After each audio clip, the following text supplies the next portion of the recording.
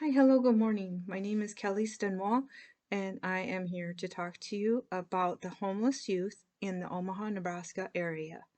This is my poster presentation that I have completed with the information on it.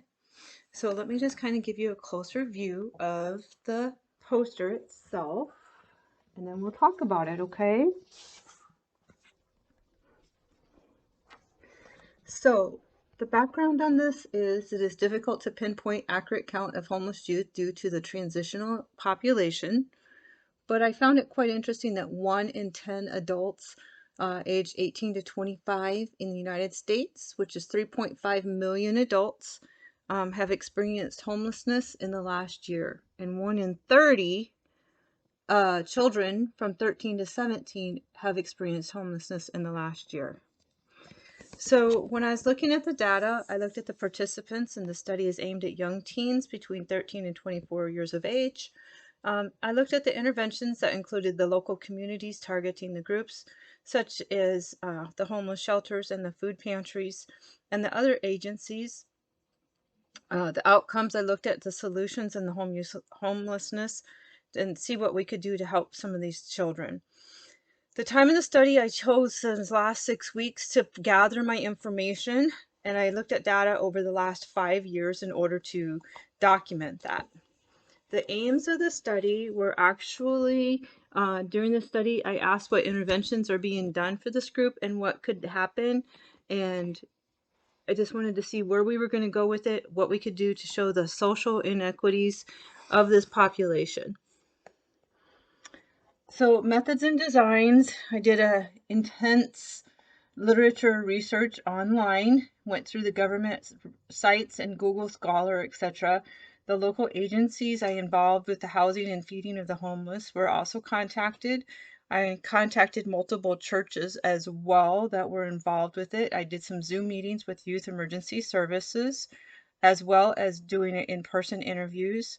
I went to the Human Rights Department and talked to them about that and the financing. I visited several homeless shelters and actually helped with some of those things, such as intaking and out processing. I spoke to youths there.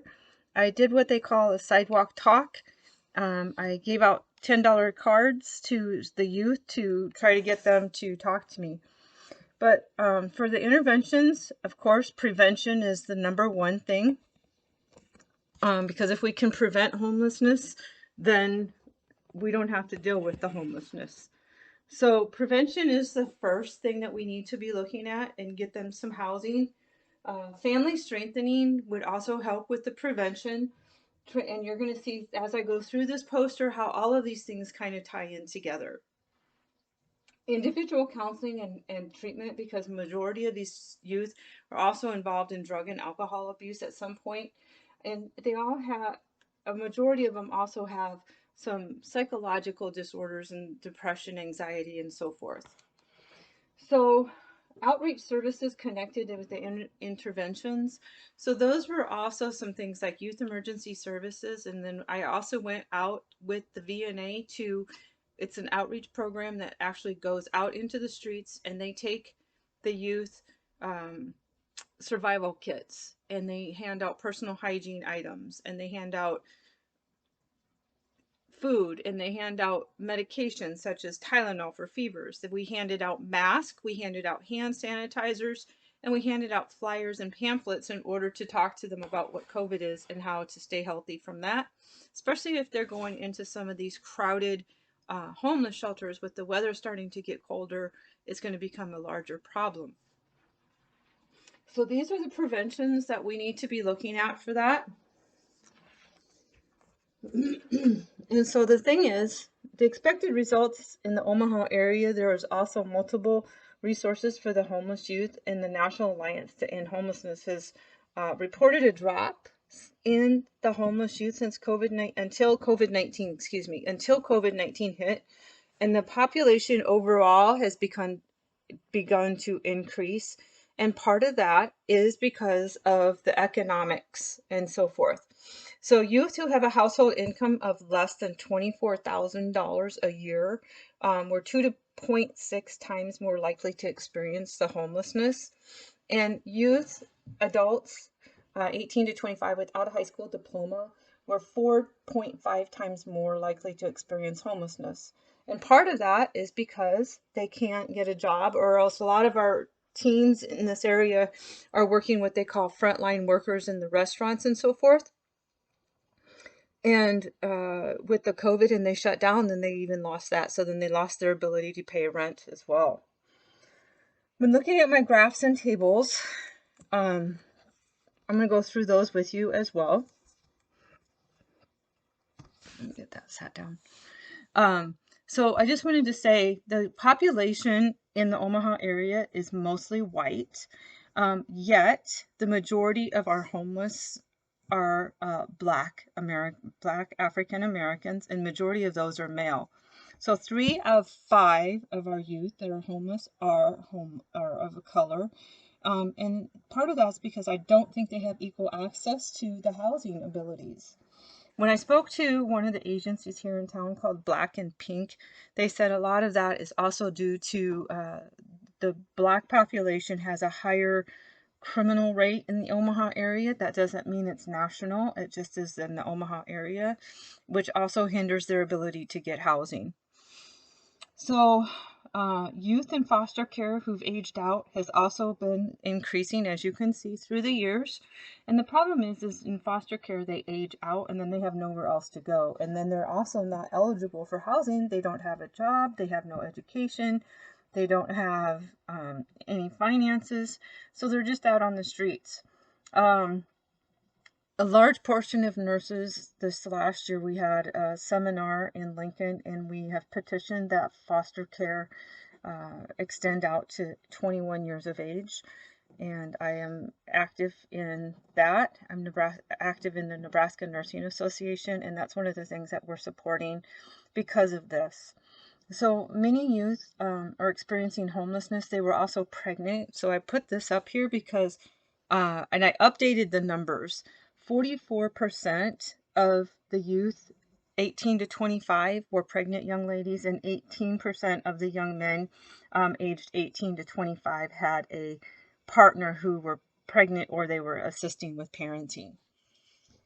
The excuse me, the youth out on the streets, 62% of them were male and 38% were female, and about a third of the people identified as lesbian, gay, bi, transgender, queer, or other. And many of those children were kicked out of their homes for coming out to their families. I think that people are becoming more tolerant of that, but in the Omaha area, there's a large population of older parents who are not tolerant of it, and I think they feel like the children are being rebellious. So talking to the youth, they're having a hard time with that, as well as one of the girls that I spoke with got kicked out specifically because she was pregnant and because her boyfriend was of a different race. So that is also something, I think Omaha is much more racially discriminatory than I anticipated it to be honest. So some of the reasons that the youth were kicked out of the homes were parents were no longer willing to accommodate or able to accommodate, and others were couch surfing, so eventually they were not able to stay at that place. And so loss of accommodations due to termination or other reasons. So if they lost their job because of COVID, they also don't have the money to be paying for somewhere to live. Loss at local authorities. So that's what I'm talking about, is when they're institutionalized. This is just the Omaha numbers. When they came out of jail or a hospital and they've been institutionalized, then 5% of the youth that I spoke to were in that category. Other reasons, about 9%, but majority of the interventions, like I said, we had 54 different interventions that I came up with throughout the area, but they all fit primarily into these 7 categories, which were prevention, family strengthening, transitional supportive, subsidized housing, individual counseling and treatment, non-housing case management and support, economic empowerment, employment programs, outreach connected services. So my little diagram here, I just want you to take a look here.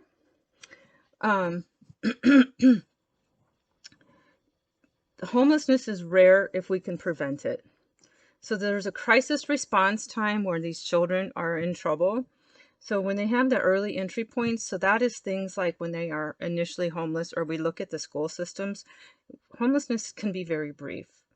When they go into the shelters and transitional housing, or we get them into a temporary housing and give them some type of assistance, we can keep their homelessness brief, and we don't have to make them become chronic homeless persons, okay?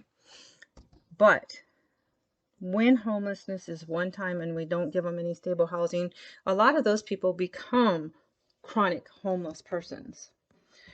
My anticipated conclusions were governmental agencies and communities should offer more affordable housing to these youth. Getting youth off the streets will decrease the consequences associated with the homelessness, including their health. Giving them more permanent residency, which also makes them eligible to go back to school. And as I talked about before, if we can get them to school, we can improve their income because we're improving their education, get them into school, and then we can elevate them. So early identification and intervention are the keys to reducing this risk. And youth efforts to prevent and end youth homelessness are required for our communities to assist the youth in development of into functional adults. And stable housing can assist them to live up to their fullest potential. As long as we have homeless youth on the streets, we're not living up to our fullest potential as a nation. And I just feel that each of us can do just a little bit better. So some of the possible and potential implications of helping these homeless youth are obviously where we have that we want to do this, where we're going to maintain, we're going to reduce the inequalities in our society. We're going to get some peace and justice in the institutions. We want to provide them with the decent work and economic growth. And I say this because it feeds this. We're no poverty, zero hunger, good health and well-being, and gender equality, because so many of them identified. This is my health and responsibilities pyramid. And so counseling and education is at the top, and socioeconomic factors is at the bottom. So the more we go up this pyramid, the more the youth has to be involved. So right now, if they're just doing the socioeconomic factors, it's because all they can do is survive and get along on the streets. And then changing the content of each individual so that we can keep them healthy, because if they're not meeting their basic needs just to have a house and food, they're not worried about whether they're brushing their teeth and getting to the dentist. But we need to have long lasting protective interactions and interventions with these youth. And so part of that is the more permanent housing that's more affordable. Clinical interventions are things that, like I said, is when we include counseling, family counseling, and I believe those things can also help do a prevention. So that's how everything kind of ties in together on my poster. And I hope that you've enjoyed today. I've enjoyed spending time with you. I hope that all of you do well. Continue on your path. It's going to be a great day. Thank you for your time.